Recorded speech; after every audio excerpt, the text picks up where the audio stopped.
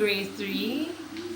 It is week 9 of our online classes, and in today's math class we're going to be learning about naming angles. Now, how do we name angles? Now you're going to be observing and watching carefully as the demonstration will be done. Now, before we get into today's lesson, we're going to be talking about angles. Now, in last week's class, you learned about 4 angles. Now, what are they? The acute angle, the right angle, and the straight angle. Now, the acute angle measures less than 90 degrees. Very good. How about the obtuse angle? It measures more than 90 degrees. Very good. And less than 180 degrees. Now, the straight angle, it measures exactly 180 degrees. Have I covered all the angles? No, I haven't. The right angle measures exactly 90 degrees. All right, very good. We have gotten the revision out of the way. Now we're going to be focusing on the objectives of the lesson. Now, objective number 1 says, name angles after reading notes and viewing examples. Objective number 2, identify angles after reading notes and viewing examples. And number 3, use letters to name angles after reading notes and watching video. Now you're already watching the video, so I'm just going to get straight into it. Alright.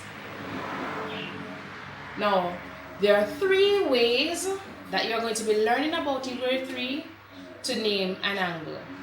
So on the board, I'm going to draw an acute angle. Now the acute angle, it looks like a V. So let me draw a representation of the acute angle.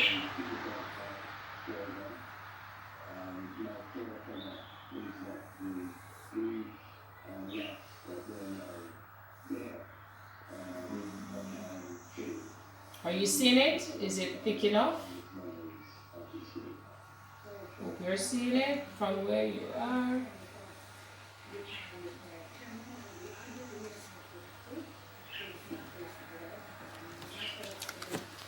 Alright, so here I have the acute angle.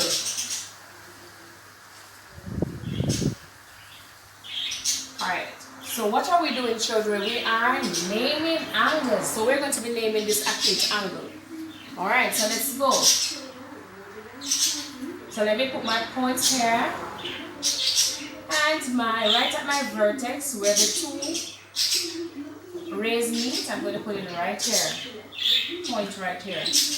Now the point here is where I'm going to place my letters to name the angle. Alright? So the points will help us. Alright, so here I'm going to call here A.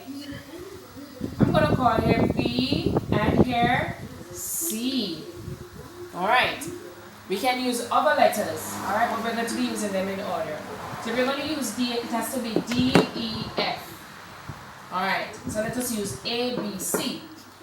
Alright, so this is one way in which we can name the angle. So this angle would be what? So angle A, B, C.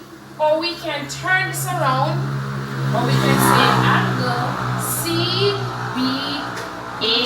But we're not yet finished. So this is one way. Are you seeing, children? A, B, C, A, B, C. Or we can say C, B, A. Here it is. That's another way to do it. So that's 2 ways that are gone. And now we have another way that we can name our angle. We can just simply write the middle letter. So we can say angle B. Alright, so it is simple, children. So we can name it ABC. There it is. So we can say angle ABC is an acute angle. Or we can say angle CBA. It's right here. Or we can say angle B. Now always write the letter in the middle.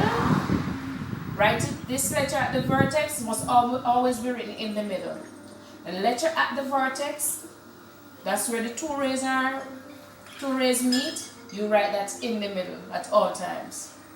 And if you refuse to write it ABC or CBA, you can just write angle B. Alright, so let's do another one. Example, Now this angle is known as the obtuse angle. Do you agree, children? Yes, it is, because it is wider than a right angle. Very good. All right, so let's go.